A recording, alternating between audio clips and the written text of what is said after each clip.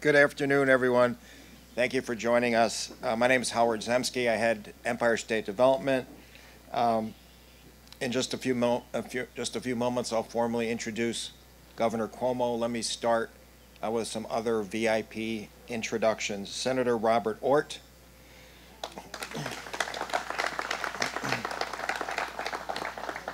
Assemblymember Michael Norris, Assemblymember Angelo Morinello, Parks Commissioner Rose Harvey,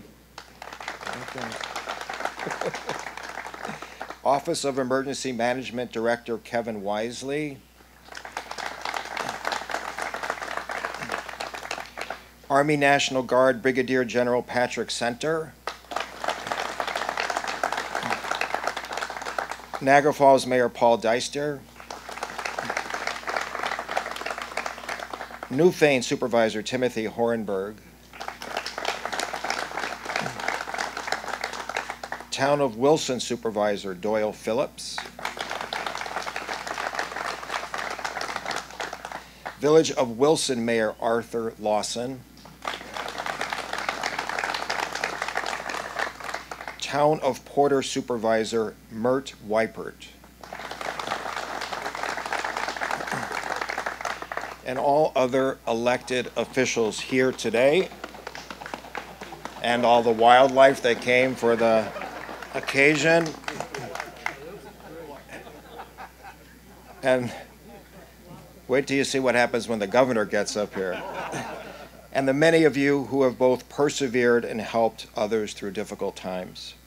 With the water levels at their highest in 100 years, it has been a battle to hold on to houses that are hanging by a thread, to keep lakeshore businesses open, and to keep flooded roads passable.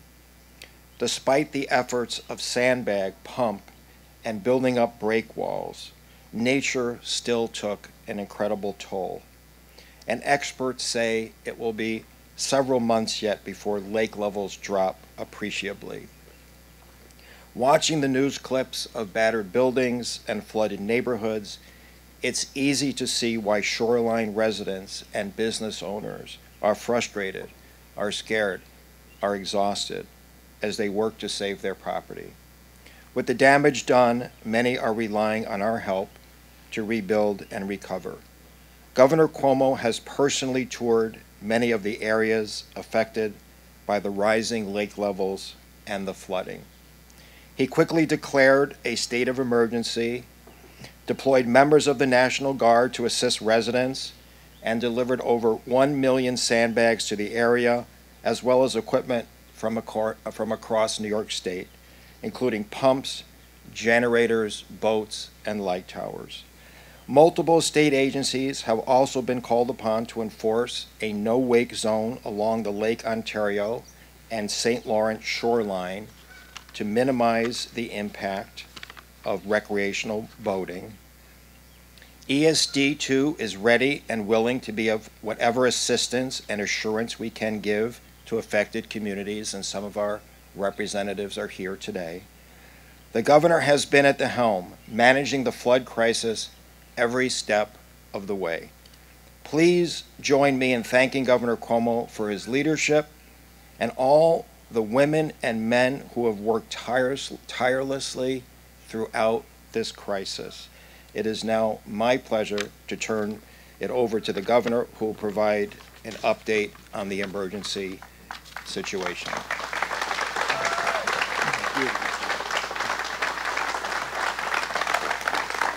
Thank you. Thank you very much. It's my pleasure to be back in Niagara County with a beautiful day. First to Howard Zemsky, who is no stranger to the people in Western New York. He is from Western New York. He did all the economic development projects for us in Western New York. He was so good, we then recruited him to come and do the economic development projects all across the state. I've done many events with Howard. You wouldn't know it from his presentation today, but he has a good sense of humor, usually. And I've seen all sorts of reactions, but I've never seen the reaction I saw today. The man got up, started to speak, and the swans fled. I've never seen that response before. Must say something, Howard. But he has done a phenomenal job at what he does. Let's give him a round of applause to Howard Zemsky.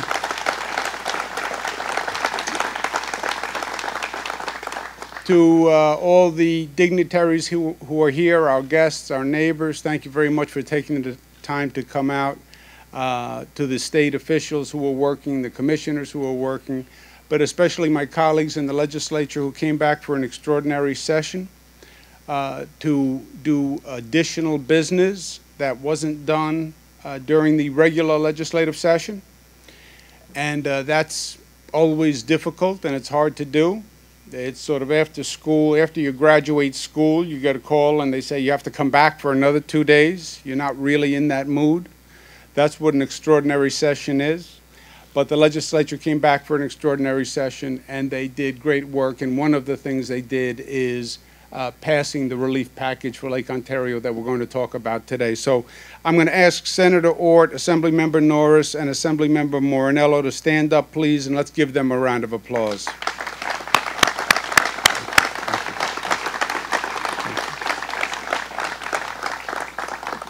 Well, as you heard from Howard and as everybody knows, Mother Nature has gotten offended by something someone did along the way, but we have a pattern of extreme weather that is just undeniable now.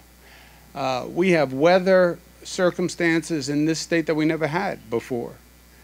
7 feet of snow in Buffalo. Now, we get snow in Buffalo, but we don't get 7 feet of snow. We had Superstorm Sandy, we have floods, hurricanes, etc. And now we have record-breaking heights at Lake Ontario.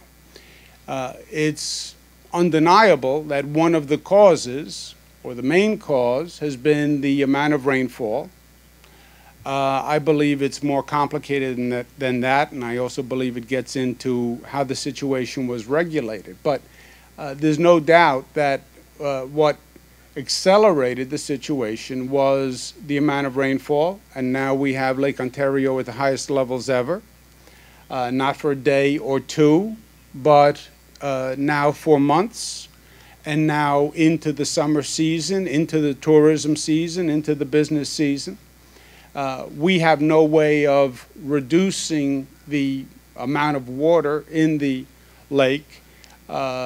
Given the size, we understand that's a Herculean task, and that's what the IJC is supposed to be doing.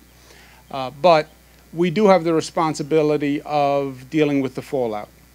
And the first step is handling the emergency nature of it. And unfortunately, we've gotten too good at handling these emergencies. As I mentioned, the number of extreme weather circumstances we have. Think about this. My father was governor for 12 years. I've been governor for roughly half that amount of time. I've had about twice as many natural disasters in half the time that my father had when he was governor. So the frequency is up. And the legislature has been very good at making sure the sophistication of our emergency response has gotten much, much better in terms of equipment, personnel, et cetera. So as you heard from Howard, step one was the emergency response, and we were there with deployments of boats, pumps, and personnel. The main workforce for the state are the National Guard, and they have done an amazing job. 1 million sandbags.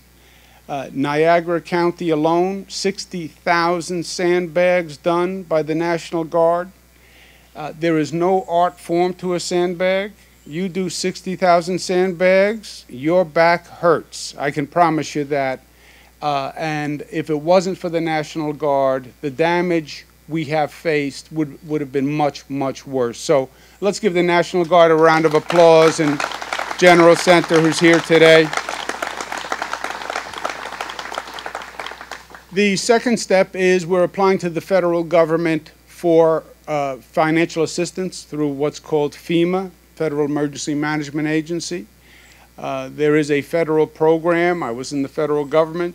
I worked with it many times, but in a situation like this, where you reach a threshold amount in damage, which I believe we're going to meet, the federal government has a program to come back and reimburse, and we're going to pursue that aggressively because I believe this is a federal responsibility.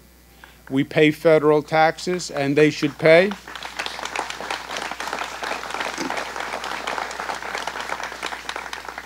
As I mentioned, I believe the causes and the handling of the height of the lake is something that should be studied and we should learn from so this doesn't happen again.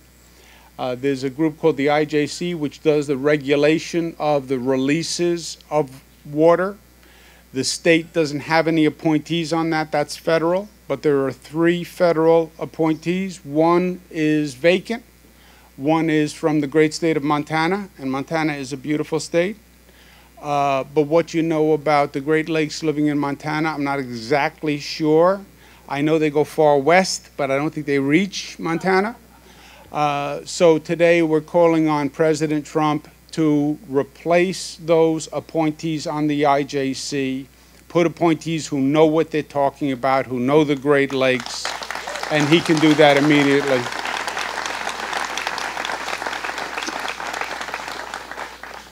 I also want to reinforce the no-wake zone that we put into effect, 5 miles per hour within 600 feet of the shoreline. I know that's a burden for boaters. I'm a boater. But look at the damage that you can do. You're talking about docks that are already underwater. You're talking about homes that are getting flooded. And every wave, literally, does additional damage. So we're coordinating with local law enforcement, but please show consideration, follow that rule, 5 miles per hour within 600 miles of the shoreline.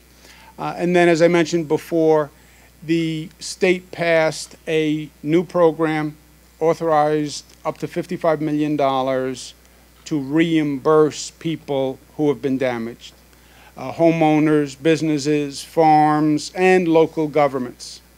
$50,000, up to $50,000 to reimburse a homeowner for damage, up to $50,000 to reimburse a small business with up to 100 employees for damage that they had, $1 million limit for municipalities, $500,000 for municipalities that want to do mitigation. You know, they will say that, well, this is 1 in 100 years. This has never happened before. Some people say, well, that's great. This is a one-time situation, and it'll never happen again. They have told me this is once in 100 years, about 10 times a year, right? So I go the other way, and I believe that this is not the last we've seen of it. And I think preparedness is prudence. I would prepare and mitigate, learn from this. We understand what happened.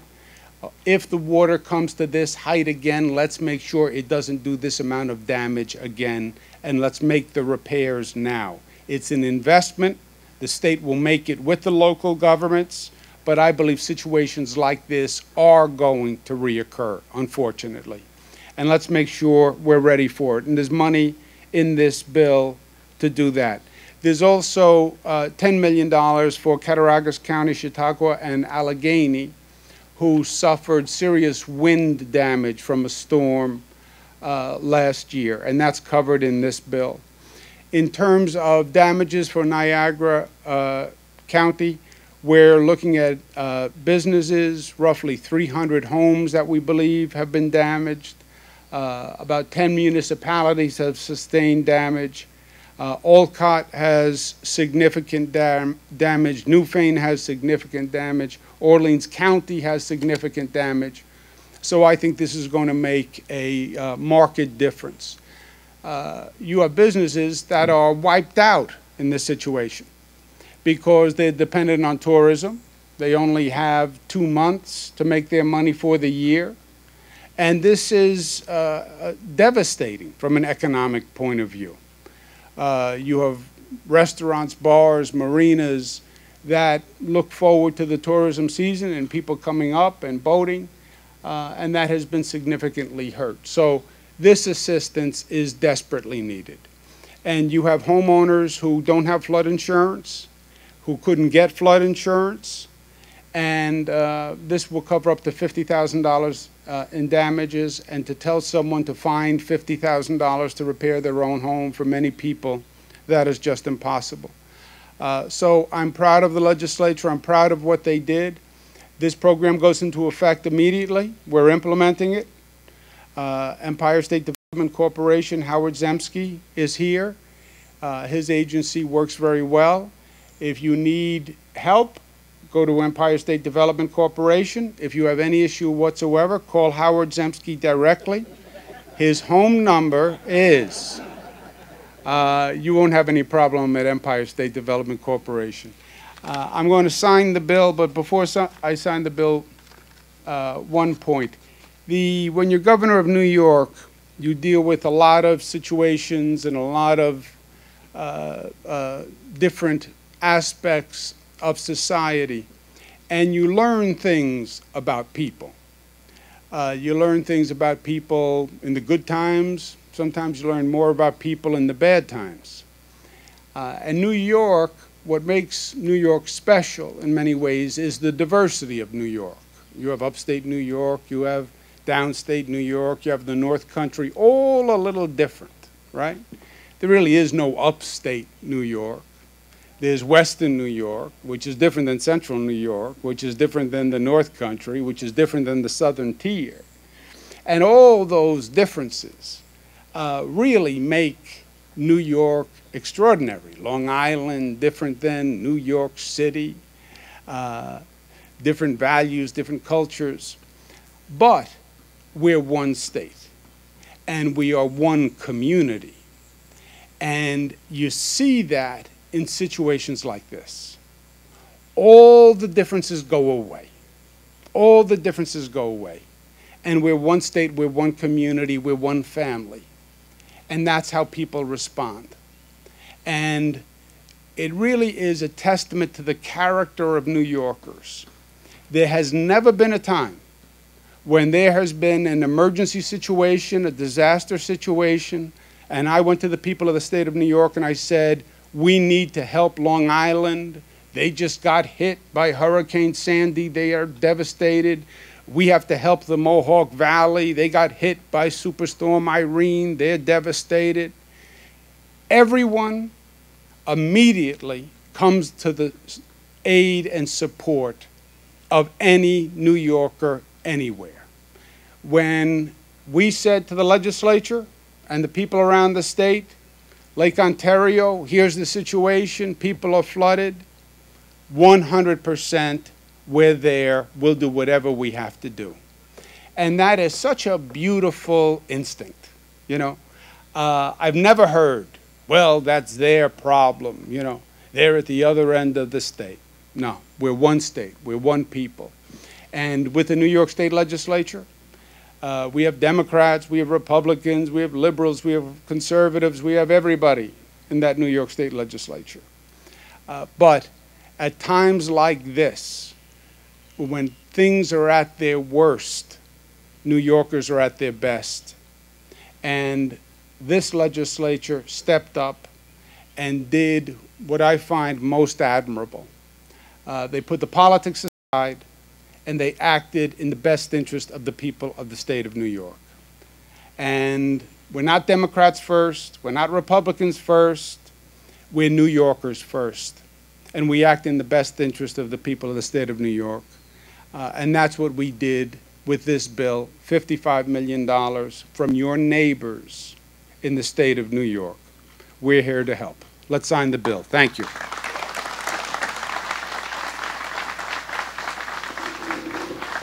on, guys.